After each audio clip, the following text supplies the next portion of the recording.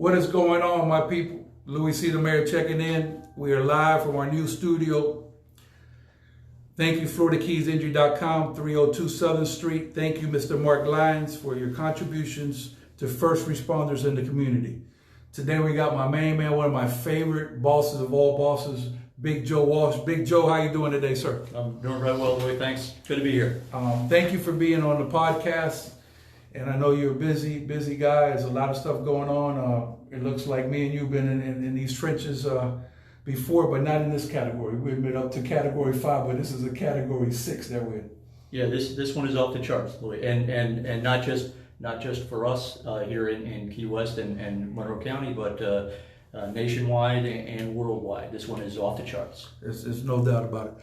First thing, I got a couple things I want to cover today, and I need y'all to hit the notifications, share the video, start these watch parties, because we're trying to get information out for the community and make sure that everybody knows what's going on. And there's a lot of stuff that's not getting out there. So between all the platforms, the Wild 92.7 platform, our platform, everybody's doing a great job, but we need to go ahead and keep sharing this so we can get information out, and we're going to have some good stuff for the service industry, who are definitely hurting like everybody else, but they definitely taking a beating. First thing I want to say thank you to Superintendent Porter in Axford for free food from 11 to 12. They're providing for all kids 18 and under Monday through Friday at all schools. So for example, if you go to HOB, you don't have to pick up the food at HOB. You can go to any school. And I got Commissioner Lopez working with Superintendent Porter in Axford to try to get that squared away also in Bahama Village, because Bahama Village also needs to have that program like everybody else. And they did yesterday, Joe, they did 700 meals for free. So we're trying to get that number up to 1,400. Wow. There you go, Joe. You in the shot right there. You see? You're in the shot. Yeah, look at that. So the next thing I got is, we talk about feeding people. I understand you're feeding 400 people and their families a day. Yeah, we've got we had a number of our people when were concerned about where they were going to be coming up with rent money, where they were going to be coming up with money for their electric bills, where they were going to be coming up with money for their food. And so we decided that we would run a food program for all the company's employees and all their families for lunch and for dinner. So we set up from 12 to 2 at Fogarty's, and then from 5 to 8 for dinner. And so if somebody's got one of our employees or their family, we're providing lunch and dinner. Ropa Vieja and barbecue ribs was the menu for today. You got a nice little Spanish going. You've been working on that Spanish. You ain't doing bad. So Joe, some people don't know you. So can you tell them your different businesses that you have in town and stuff, so like that they know which brand you represent, so we can get that word out. Yeah, we've got Redfish Bluefish Restaurant, Fogarty's, Caroline's, Jack Flats, and the Waterfront Brewery. And all the employees for all those companies, when we got word that the restaurants and restaurants and bars were going to be ordered to be closed, for the first time in our 20 years, we laid off employees. So everybody who was working for us, we gave them a layoff notice. One of the few ways that seemed immediately available for some sort of financial relief was state unemployment. And so that, and the Governor DeSantis has requested that the State Department of Economic Opportunity, which is the organization that handles unemployment, process those claims as quickly as possible.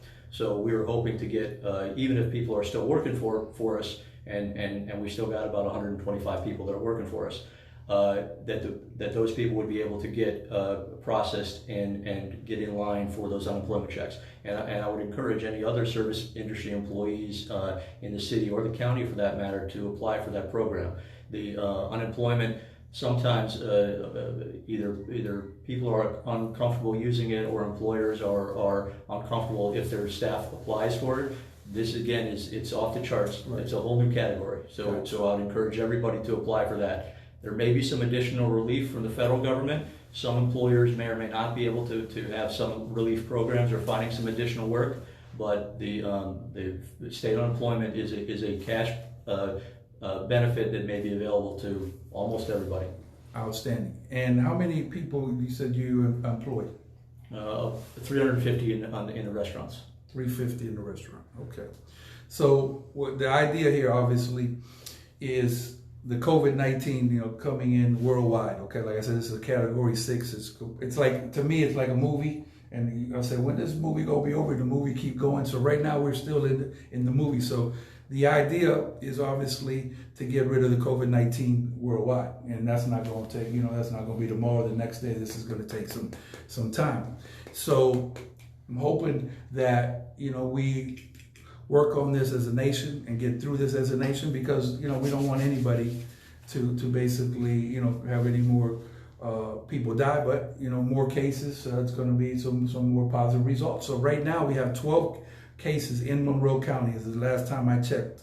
Okay, and there's one new confirmed case of a 19-year-old male from Summerlin. Okay, so that's the newest case there. So hopefully, this thing is going to go in a positive direction, and make sure that everybody gets out of this, solid, and won't be a problem. So what do you think, Joe, in a real-time, realistic, this is $1 million question, but I really know the answer. At the best case, when do you think see us getting back to normal? Louie, I wish I had an answer for you. We've been trying to. That's the main question that everybody $1 trillion question. Yeah. Because when we look at hurricanes, we say, okay, we've done this before. We see how much is damaged, how much isn't damaged. It's 2 weeks, it's 3 weeks. Tourism will take a certain time to come back, and then everybody's after the rebuilding, we can figure it out. This one, the CDC guidance, they have 103-page reports published in the New York Times that says for the COVID-19 pandemic to run its course, for either people to develop herd immunity or for there to be a vaccine, is 18 months. 18 months. That's what the report says. That's what the report says. Wow. New York Times. And so the challenge then is this how do you unwind this, and how do you do it? Are there multiple waves? Is it sooner? Is it later? And then what happens when the next time we say, okay, we're going to open people can come out of their house, and somebody coughs, and then you have to go back in your house again. Right. So that's the main challenge. There's not enough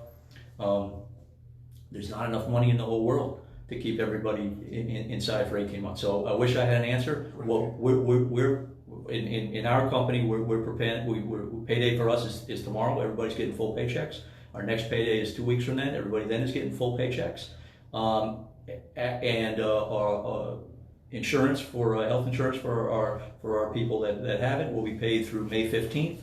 After that, we're hoping and praying that there's some sort of answer. Okay, so I see downtown there's a lot of work being done by the city. Yep. I was glad to see that. That's a good, positive, solid. What they doing now? I'm glad you brought it up. It's kind of that I'll be cheerleading the city, cutting up Duval Street in March is kind of an odd spot for me to be in, but I would applaud the city's efforts on working on the Green and Duval Street intersection and the Caroline and Duval Street intersection, fixing the curbs, fixing the ADA access at a time when there's no activity going on. So rather than waiting, they moved it forward, and so when we get back and going again, there will be less intrusions, and the product will be better. So City Manager Velez is on top of the game. They're doing some very good work with that. Yes. Yep, that's awesome.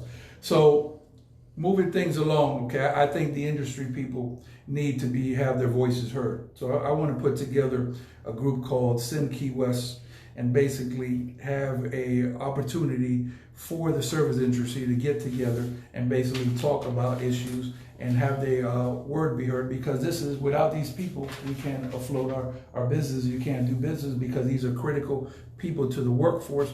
So I'm going to be working on that in the future, putting something together there, because I think that this definitely is needed, and a lot of people want to be involved. So a lot of people want to be involved, and they just don't know where to go. So I think this will be a good thing to move forward. how many people do you estimate that we have in the service industry? Just a guess. If I'm taking a wild guess, if you include hotels, include guest houses, include restaurants, bars, nightclubs, 4,000. Yeah, that's what I was thinking. Yeah, so it's a big group, and you got to have these. My thing is, you have to get registered to vote. I think it's very important. We always, preach that. You decide when you go in that box who you vote for. So I think that, this will be a solid thing because we get more people registered to vote and talk about some things. So I'm going to be working on that and doing good for the community and basically just get people's opinions out there, and we'll see what happens. So I'll give you all an update on that. Also, we lifted restrictions on Where's the Party Key West and Latinos Cayo Hueso. Those sites on Facebook are for entertainment purposes, but with everything going, and like Joe said, everything's out the window. So if you have positive stuff or information that you want to put out there, feel free to put them on those sites. And we got to stay up. We got to be positive. This thing, we're going to get through it. As you know, and we say this all the time, we do a fire drill every year when it comes to hurricanes, right? So I'm down with the Key West Congress, as you all know, and we want things to move very fast. The reality of the situation, Hurricane Irma, 9 days. Okay, 9 days is when we got back in, and that was pretty solid. And we've done this fire drill, but it's a whole different. This is an inferno times 10 what we got going on here, or whatever. So it's like day to day. So I have faith that we could get through this and get back to what we need to get back to. Like, because I agree with you, Joe. It's hard to stay inside for 18 months. That's a lot of stuff because mental stuff will start happening. Well, that's the other part for you is that there's a health component to this path to the hypertension and anxiety and stress and suicidal ideation. Right. There's certainly a health component in the social distancing, which we may not be social distancing here, but I would note for the record that you did not hug me like you usually do when I came over to your luxurious new studio. And Joe, we huggers, but we have to stay off that hugging for the greater good of mankind and the world. So we are practicing social distancing. And like I said, Joe, let's be clear. A lot of people are doing good things, okay? This is a very, special type of situation. It's never happened since the time anybody's been living or whatever. So like I said, it feels like, Louie says, there's a lot of pressure and a lot of people are scared. So what I ask you to do is basically don't panic, don't be scared, just follow, the guidelines. If you don't want to come out, which they're encouraging, stay home and just basically use common sense. But we will get through this, and I think we'll just keep trucking along. And I thank you all. Please share the video, turn notifications on, and start watch parties. Anything else, Joe? I'm sorry, Joe. We forgot to talk about the $1 million for my people at Miller. 1 million they put together. So I was running through some information that I had, and Miller Lite, we got this on our Facebook pages, donated $1 million for bartenders. They have the application process up and running, and I suggest that you look at that, and if something you want to do, apply for that. But what a wonderful thing. Maybe Budweiser come up with another $1 million, or maybe somebody else would come, because that's absolutely fabulous. They stepped up big to the game. You carry Miller, Joe? We do, yes. So any closing words for the people, your people out there, Fogarty's, Redfish, Bluefish, Caroline's, anything you want to tell these people? Stay safe, stay strong. We'll get through it.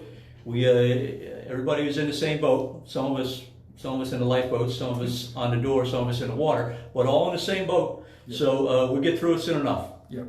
Thank you all. I love y'all. Louie C. the Mayor, Mr. Joe Walsh. We're gonna get through this. You all have a great evening.